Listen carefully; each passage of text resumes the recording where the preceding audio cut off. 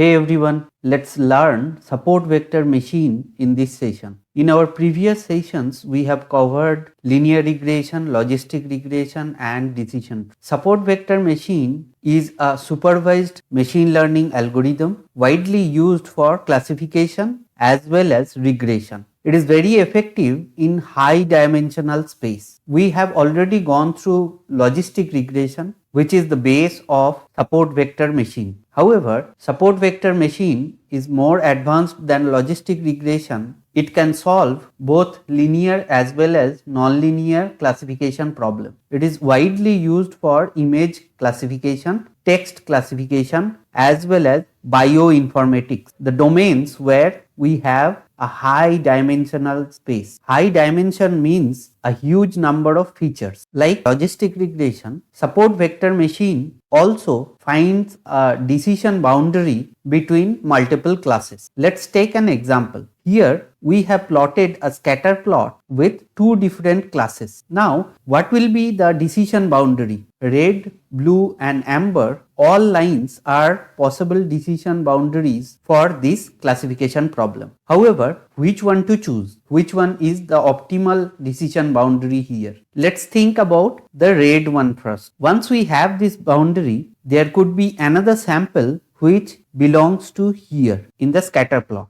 Now, this particular sample will be categorized as triangles. But in reality, if you see, this sample is very near to the circle category. On the other hand, if we choose the amber line as decision boundary, there could be some sample which is plotted here. Based on this boundary, it will be categorized as a circle. However, this sample is very near to the triangle class. To solve this kind of problem, the optimal decision boundary should be exactly in the middle, keeping same distance between these two dotted lines. That will be our optimal decision boundary. So that in future, if there is some new sample which is near to the circles, it will be classified as circle. If some sample is near to the triangle, it will be classified as triangle. Hence, this blue line will be the optimal decision boundary in this case. Let's focus on this image now. As we have realized that this blue line will be the optimal decision boundary, this blue line is called hyperplane in support vector machine, and the samples through which the dotted lines are there are known as support vector. The distance between the dotted lines of support vector and the hyperplane is known as margin. SVM algorithm aims to find the hyperplane that maximizes the margin between classes. It is an optimization problem. The internal mathematics about this optimization problem we will see in our later sessions. But for now, hope you have realized what is hyperplane, what is support vector and why we need to keep the margin as large as possible. Regularization, gamma and kernel. These are three important concepts what we have to learn in order to learn support vector machine. Let's understand each of them theoretically. Gamma is a parameter which influences the shape of the decision boundary. We are calculating the margin from the samples which are near to the decision boundary, and we are drawing the decision boundary based on that margin distance, so that the distance between the samples of different classes will be exactly same from the decision boundary. You will get the boundary something like this. There is another way to draw the boundary as well. Instead of taking only the samples which are near to the boundary, we can take the distance from other samples as well, though they are far from the boundary. And then based on that calculation, we can draw the decision boundary or the hyperplane. Taking only the nearer samples into consideration are known as high gamma. In case of low gamma value, we will be taking the distance from the other samples as well which are far from the decision boundary. Remember, in case of low gamma, there could be misclassification as well. If you see here, this triangle is classified as circle. but in case of high gamma, there is no misclassification. I think you have understood how gamma parameter influences the shape of the decision boundary. During our coding session, we will understand what is the possible value of gamma and how it is affecting the accuracy of the model. Regularization is another parameter which is known as cost of misclassification. High regularization means we will plot the decision boundary in this way to ensure that there is no misclassification. If we are keeping low regularization value, then there could be few misclassifications. As you can see here, the triangles are classified as circle. We will see during our coding session how even low regularization sometimes good for model accuracy, because high regularization leads to overfitting problem of the model. Let's understand about kernel now. Sometimes due to the complex data set, it will be difficult for us to come up with the optimal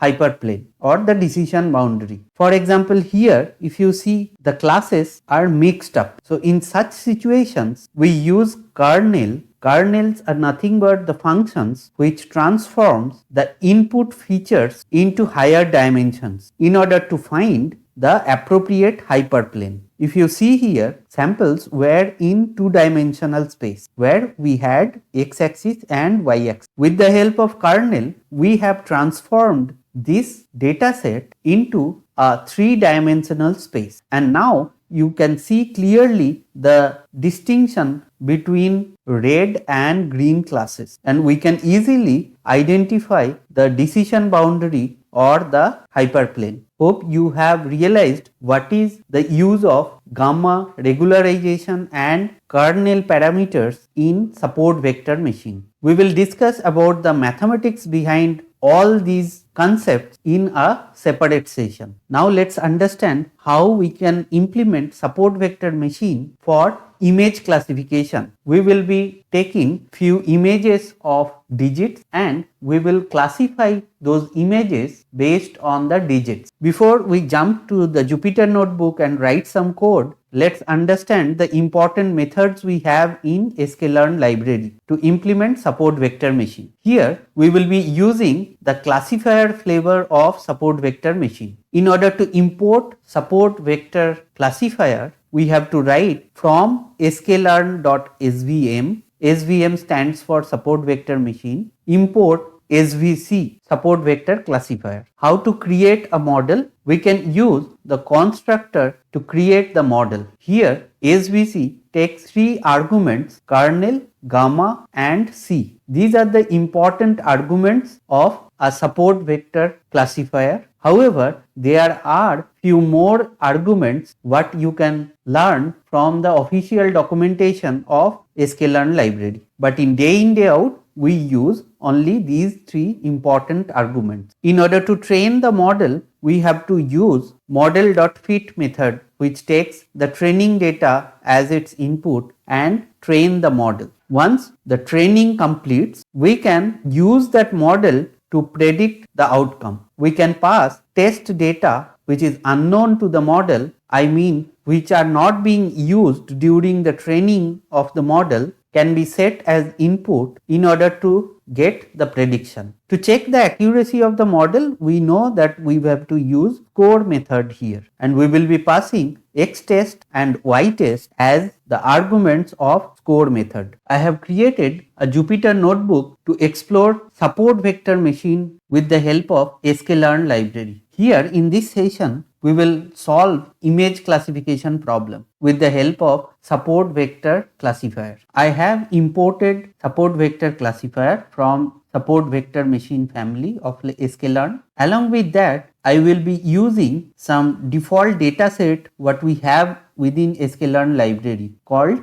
digits dataset. We will see what is there within digits dataset. Apart from these two, we also have imported train test split from sklearn.model selection, and we will be using this method to split the whole dataset into training data and test data. Let's now concentrate on the dataset. Using load underscore digits, we can load the dataset within digits. Let's see what are the directories we have for digits dataset. The important directories are data, feature names, target and target names. We will first explore the dataset and then we will concentrate on the support vector classifier model. In order to plot the image what we have within this images folder, I am using matplotlib. If you see the output, this is an image of a digit. With human intelligence, we can understand that it is 1 and we have 8 cross 8 pixels here starting from 0 to 7. Our target is to provide these pixel values as input and predict the actual digit it is representing. So that means the pixel values will be our independent variables and the digit from 0 to 9 will be our target or dependent variable. I have taken the features from the data directory of digits dataset. If you see here, pixel 00 is indicating the pixel which is present here. As it is pure black, value is 0. If you see 02 has some gray value. Let's validate it. 02 has some gray value. If we go to pixel 03, it is more gray than black. In this way, we have the feature columns which are nothing but the independent variables for our machine learning model. We have 64 columns as you can see here. 8 cross 8 means 64. Let's see what is the target column or the dependent column we have. Dependent column is something like this where we have the actual digit. So our target is to provide all the pixel values as input and predict the corresponding digit from the grayscale image. Hope you have understood the problem statement what we are trying to solve here. It is nothing but a simple image classification problem. We know what is the use of train test split method. This method takes the independent variables, dependent variable and the test size equal to 0.25 ensures that 75% of my data set will be used as training data set and 25% of the data set will be used as test data set. In order to break the pattern, we have used shuffle equal to true so that the whole data set will be shuffled first, which will break the pattern, and then initial 75% of the data set will be used as training data and rest 25% will be used as test data. Let's create the model now. With the help of constructor, we have created a support vector classifier model here. Let's train the model with the help of model.fit method, which takes training data as its input. If you see here, whatever x train and y train we have splitted with the help of train test split method, we are using the same to train the model. Once model trained successfully, we will be using the trained model to predict the outcome. We are passing xtest.head, that means first 5 rows of xtest data frame will be the input of this predict method and it will predict the corresponding digits. Let's run this. Based on the pixel values we have within x underscore test data frame, it has predicted the corresponding digits. Now let's see the first 5 rows from y test as well, because y test has the dependent variable. That means the digits are present within y underscore test data frame. We will check if our prediction is matching with the test data or not. If you see here, our predictions are exactly matching with the test data. Let's check the accuracy with the help of model.score method. The independent variables of test data predict the dependent variables based on the data and then compares the predicted value with y test value and evaluate the score. Score will always be 1 or less than 1. Let's see how accurate our model is. 0.98 means 98% of the time our model will predict the digits accurately, and this is a very good score for a machine learning model. Now, while creating the model, we have not passed anything within support vector classifier constructor. If we do not pass anything, the kernel value will be RBF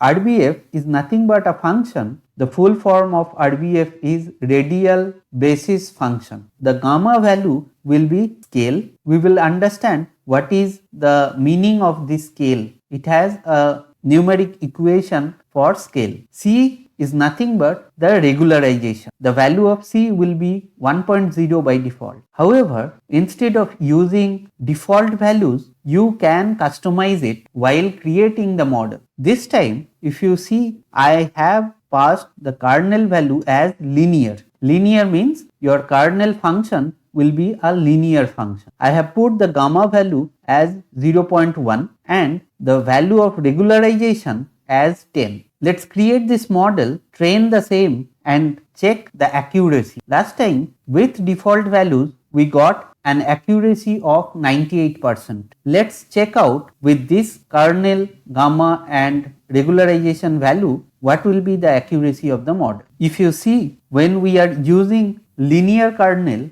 0.1 gamma value and 10 as regularization, we are getting a score of 97%. That means it is not as good as the default values we used last time. Let's check with some other combination of kernel, gamma and regularization value. This time we are using RBF, which is nothing but radial basis function. With this combination of hyperparameters, we are getting very bad score. I have changed the hyperparameters again. This time we are putting kernel as poly. Poly is nothing but polynomial function as kernel, the gamma value as 0.1 and regularization value as 10. Let's see what is the accuracy we get this time. If you see here, this time the accuracy is more. Nearly 99% of the time our model will predict the correct result. In case of polynomial kernel, we can also provide the degree of the function. If the degree is 1, that means it will act as linear kernel. This time we are passing kernel as polynomial function, gamma value as 0.1, regularization as 10 and degree as 8. Let's see if this time the score increases further or not. If you see here, with polynomial kernel and degree 8, the score of the model has reduced a bit. In this way, basically we are changing the hyperparameters and re-evaluating the score of the model. This is known as hyperparameter tuning, and this particular task is very critical for any machine learning engineer or a data scientist. With the hyperparameter tuning task, we are trying to identify the optimal hyperparameter values in which our model performs the best. Let's summarize the session now. In this session, we have discussed about support vector machine. We realized that support vector machine is a very effective and flexible machine learning algorithm which is widely used for classification as well as regression tasks. It is very efficient for high dimensional spaces. It performs equally for linear as well as non-linear classification problems. It is widely used in image classification, text classification and bioinformatics domain. We realized what is support vector, what is hyperplane and what is merging. Support vector machine algorithm is an optimization algorithm which finds the optimal hyperplane that maximizes the margin between classes. We have discussed about the key concept of support vector machine. We realized gamma influences the shape of the decision boundary, regularization is the cost of misclassification, and kernel transforms the input features into higher dimensions to find the hyperplane. We have written some Python code in Jupyter notebook with the help of SKLearn library to implement support vector machine. During our coding session, we have solved an image classification problem. Remember, hyperparameter tuning is an important task in machine learning. During our coding session, we have realized how we usually perform hyperparameter tuning. Hope you have enjoyed this session. Thanks a lot for watching this video.